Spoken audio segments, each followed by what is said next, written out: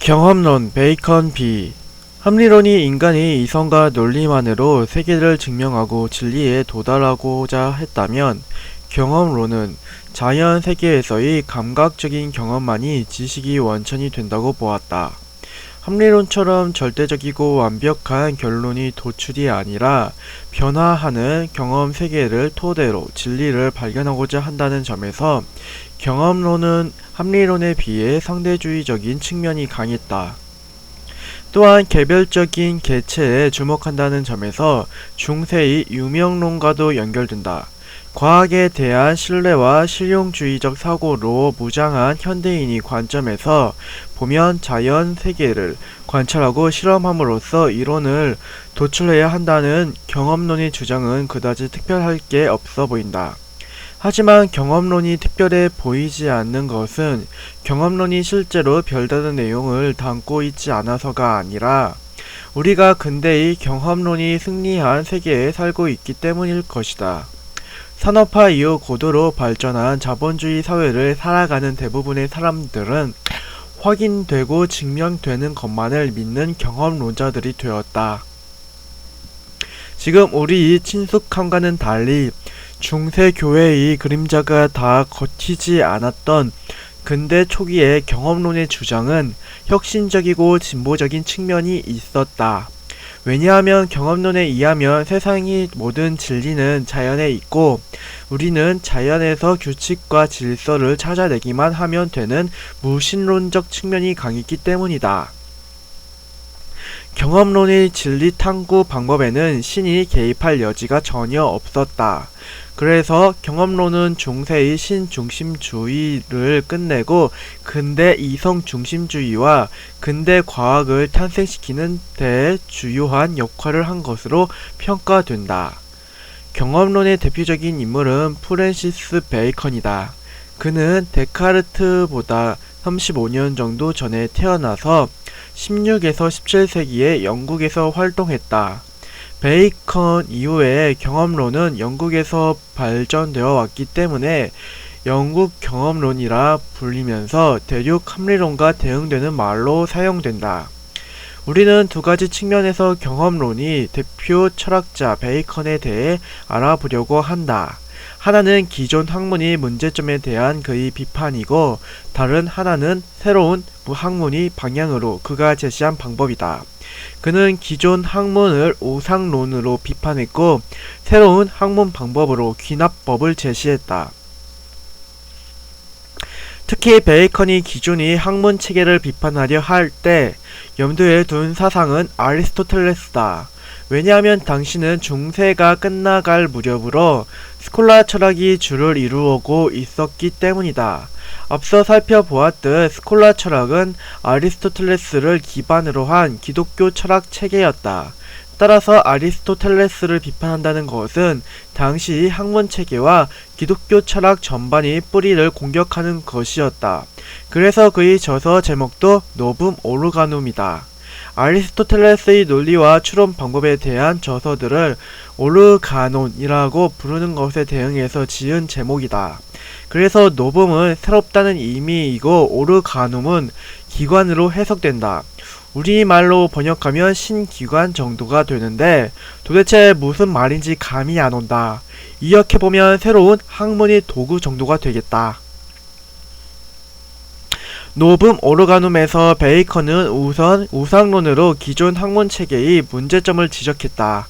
여기서 우상이란 인간이 가지고 있는 편견을 말하는 것으로 인간으로 하여금 과학적이고 이성적으로 사고하지 못하게 하는 걸림돌을 의미한다.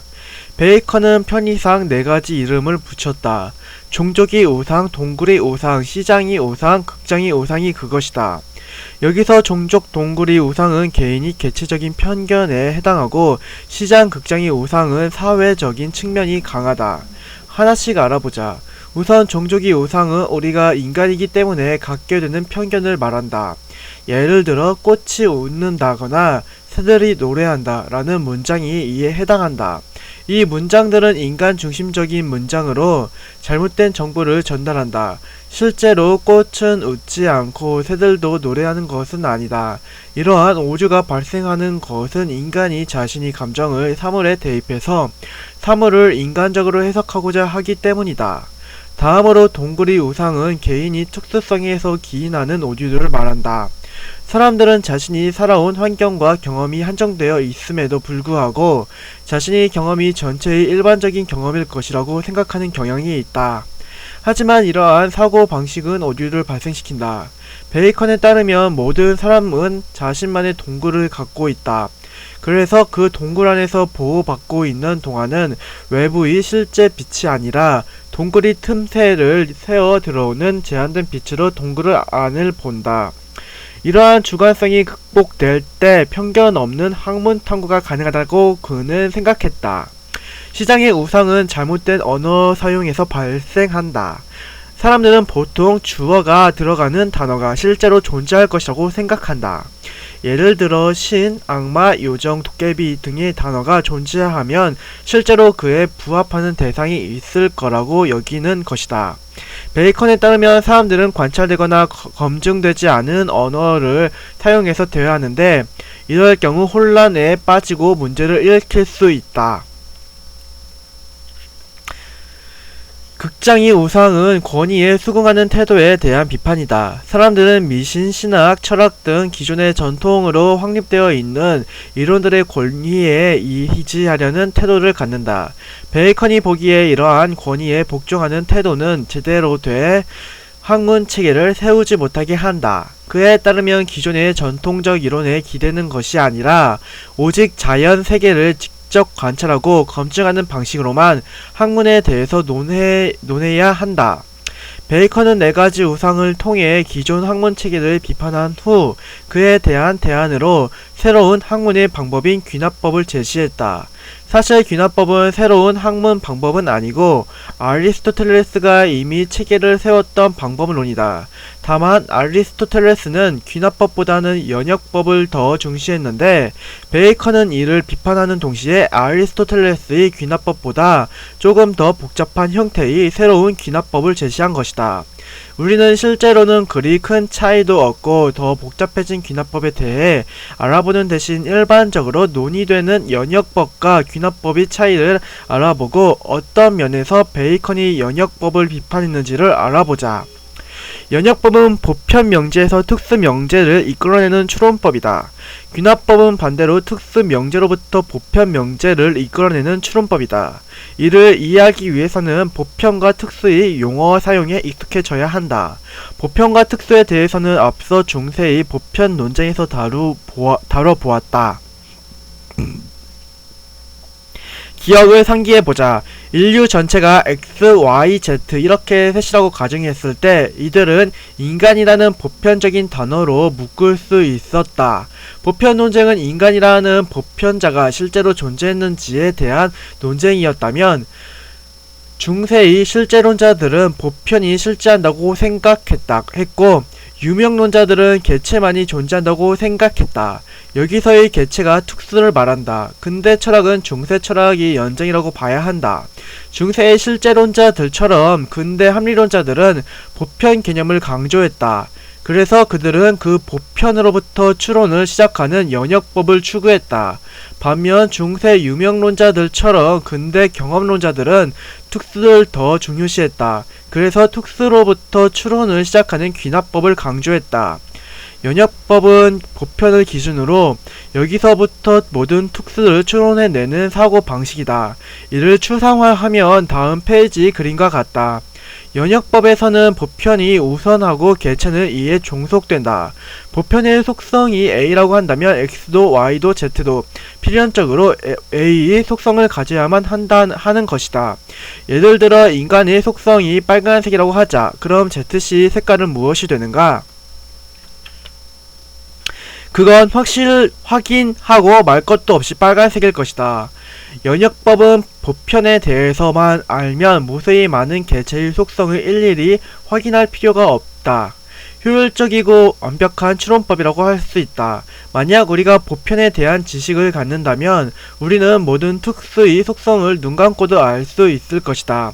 특히 합리론자인 데카르트는 수학, 기하학 등의 완벽한 보편자로부터 세계 전체를 추론하려고 노력했다.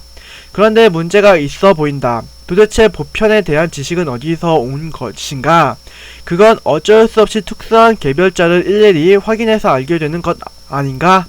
이를 지적하며 등장한 사람이 경험론자 베이컨이다. 그는 연역법이 우리에게 새로운 지식을 주지 못한다고 주장했다. 연역법은 지식이 확장 없이 이미 알고 있는 지식을 매 순간 특수하게 확인하는 것뿐이다.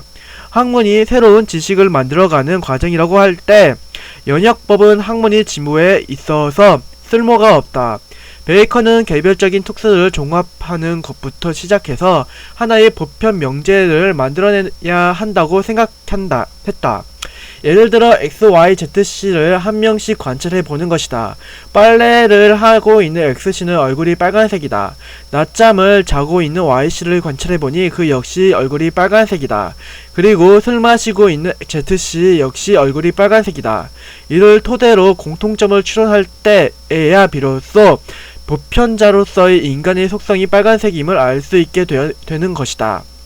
베이컨은 노뵼 오르가눔에서 학문이 새로운 출발점으로 귀납법을 제시했다. 그가 귀납법을 통해 정말로 비판하고자 한 것은 아무런 경험적 근거도 없이 쌓아 올린 중세의 종교와 철학이었다. 중세 스콜라 철학에 이르러 집대성된 신학과 철학은 강력한 권위와 신앙에 기초하고 있을 뿐 검증 가능한 현실에서의 근거는 제시하지 못했다. 베이컨은 누구나 관찰 가능하고 검증 가능한 특수한 개체로부터 경험적 자료를 쌓아 올린 새로운 학문체계를 꿈꿨다. 이런 경험적 학문만이 교회의 신이나 천국에 대한 무수한 담론 그리고 아리스토텔레스의 형 이상학 등이 소모적인 논쟁들을 끝마칠 수 있을 것이다. 베이컨의 경험주의는 자연과학이 발전하는 데에 철학적 토대를 마련해 주었다. 베이컨이 작업을 평가해볼 차례다. 우선 그의 사고는 존재론적인가 인식론적인가? 그는 진리가 무엇인지를 밝힌 것이 아니었다. 대신 우리가 오류에 빠지는 상황을 우상론을 통해 설명하고 학문의 방법으로서 귀납법을 제시함으로써 진리에 도달하는 방법을 설명한 것이다. 따라서 그의 물음은 인식론에 집중된다. 다음으로 베이컨은 진리를 획득하는 방법으로서 이성적 사유를 제시하는 대신 감각적 세계에서의 경험 자료들을 강조했다. 즉 그는 경험론적 철학을 전개한 것이다. 관념론, 칸트 A 플러스 B. 근대 합리론과 경험론은 진리에 도달하는 방법에 대한 탐구였다. 합리론은 보편적 이성을, 경험론은 개별적 경험을 그 방법으로 제시했다. 이 두 체계를 종합함으로써 소모적인 논쟁을 끝마친 인물이 칸트다. 우리는 한 번쯤 이 이름을 들어봤고 무엇인가 대단하다는 말은 들어왔는데 단지 경험론과 합리론을 종합했다는 점에서 뭐가 그리 대단한가 싶을 수도 있겠다. 하지만 우리가 철학사를 탐구하면서 알게 된 것은 철학 전체는 핵심적인 두 가지 전통으로 이어진다는 것이다. 절대주의, 실제론, 합리론으로 이어지는 하나의 축과 상대주의, 유명론, 경험론으로 이어지는 또 다른 축이다.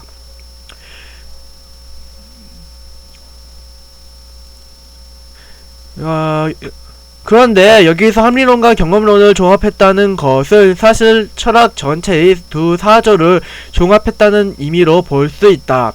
칸트는 2000년 넘게 이어져 오던 거대한 철학적 논쟁을 종결지은 것이다. 18세기에 활동했던 이 경이적인 인물의 업적은 관념론으로 알려져 있다. 이제 간단하게 관념론에 대해서 알아보려고 한다. 우선 관념론은 일반적으로 실제론과 반대되는 언어로 사용된다. 무슨 론이 이렇게 많은지 너무 많아 점점 짜증이 나기 시작한다.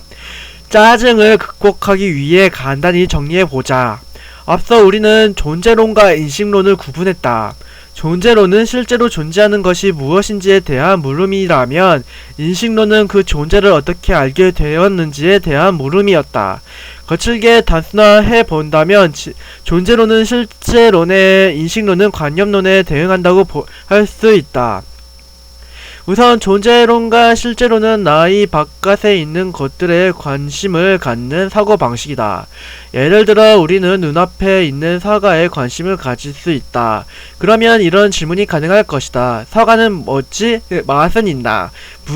무게가 얼마일까? 이런 질문은 나의 바깥에 있는 존재의 본질이나 상태에 대한 질문이다.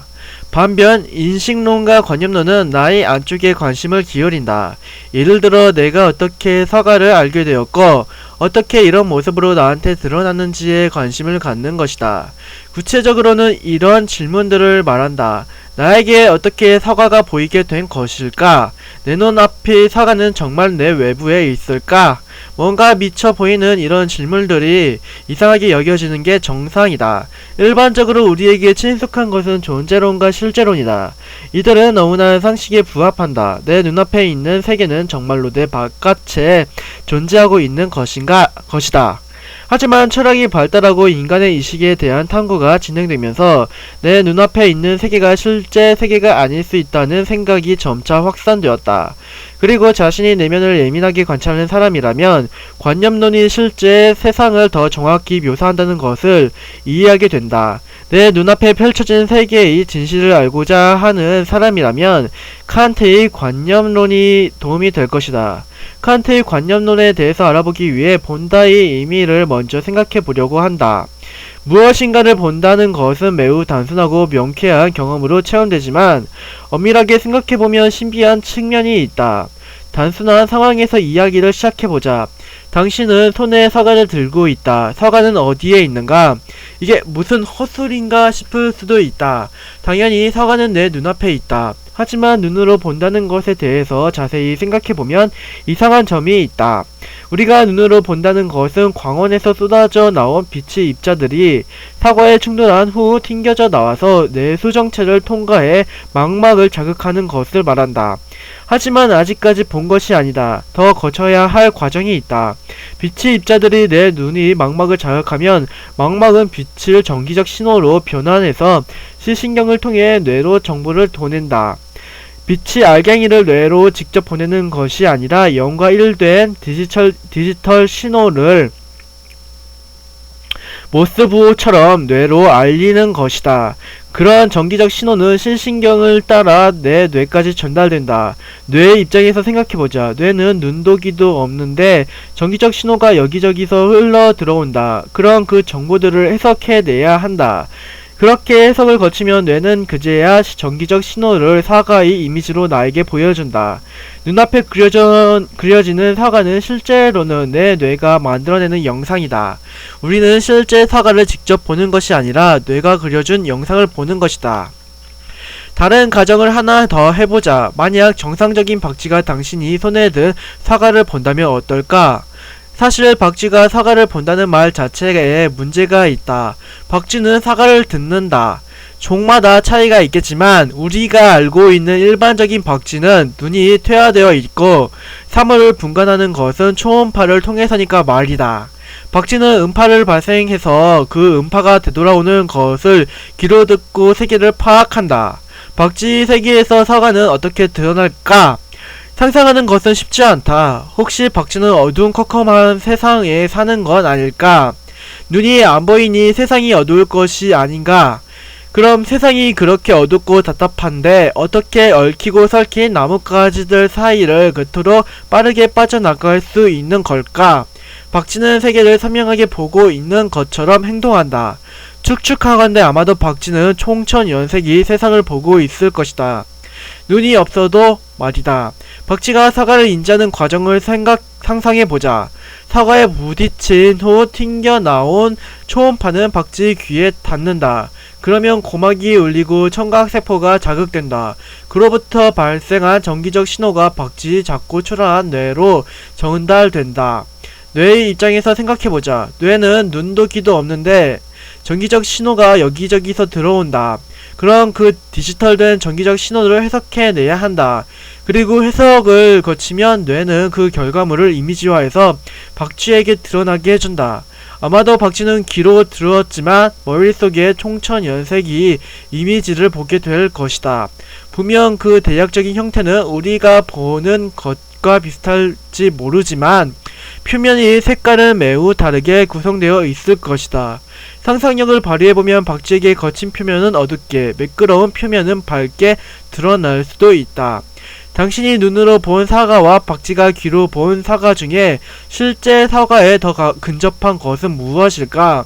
당연히 인간인 우리가 보는 사과일까? 박쥐가 생각할 수 있다면 박쥐는 이렇게 생각할지 모른다.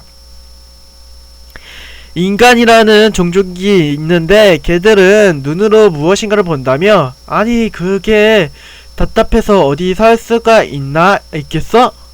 어두컴컴한 곳에서 답답하게 살고 있는 건 아니야? 라고 말이다. 이게 첫 질문으로 돌아올 차례다. 이제 첫 질문으로 돌아오면 당신 손 위에 사과는 어디에 있는가? 그리고 당신이 손은 당신 눈앞의 세계는 어디에 있는가? 현명한 답은 이것이다. 사과와 세계는 내 머릿속에 있다. 나는 내 머릿속의 이미지를 보고 있다.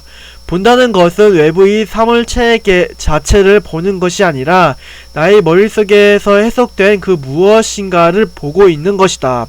이제 칸트의 관념론을 이해하기 위한 준비가 끝났다.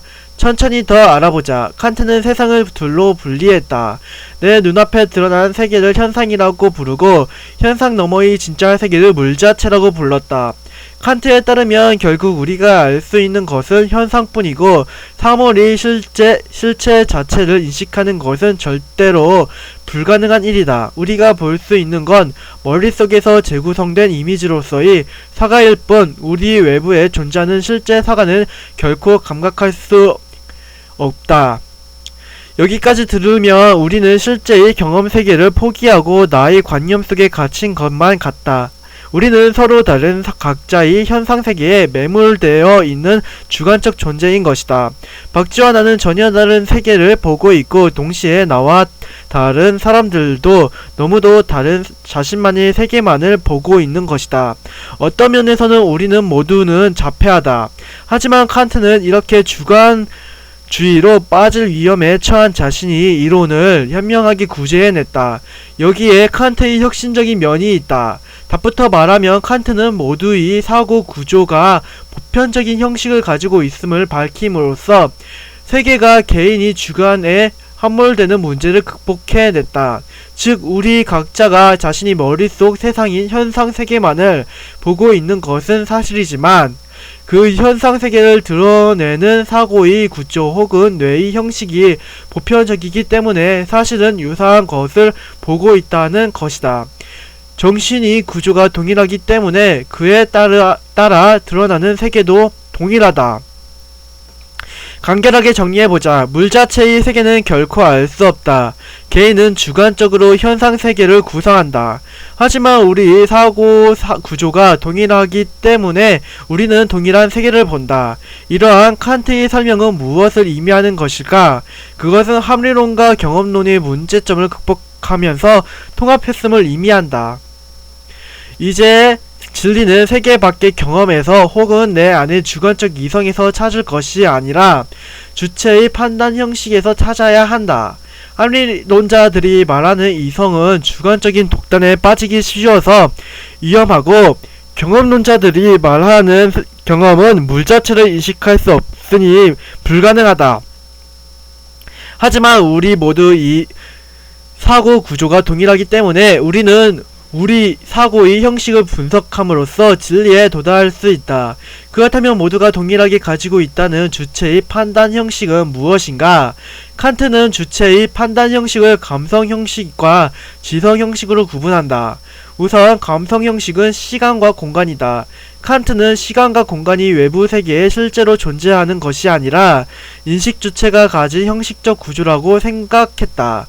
다음으로 지성 형식은 12개의 범주로 되어 있다. 이를 칸트의 12범주라고 한다. 보고 있으면 심란하다. 하나 관심 있는 독자를 위해 오른쪽 그림에 간략히 제시한다. 감성 형식과 지성 형식은 모든 인간이 최소한으로 가지고 있는 인식의 틀이다. 모든 사람이 이 형식을 갖추고 있기 때문에 우리는 서로 주관적으로 세상을 보는 것이 아니라 유사한 세상을 함께 보고 있다고 안심할 수 있다. 칸트의 관념론은 혁신적인 생각이었다. 칸트는 스스로 이 방법을 코페르니쿠스적 전환이라고 불렀다. 코페르니쿠스가 천동설에서 지동설로 사고의 전환을 급진적으로 바꾸면서 진리를 찾아냈던 것처럼 자신이 방법이 주관과 객관을 동시에 구제함으로써 진리를 드러냈음을 자신한 것이다. 그는 세상을 판단하고 있는 주체의 판단 구조에 관심을 기울임으로써 객관적 경험에만 관심을 갖는 경험론과 주관적 이성에만 관심을 갖는 합리론을 종합해냈다. 이후 칸트의 관념론은 헤겔에 이르러 극단적으로 완성되고 헤겔의 철학은 마르크스로 이어진다. 헤겔의 변증법과 마르크스의 철학은 역사, 경제, 정치, 사회 윤리 편에서 다루었으므로 여기서는 생략한다.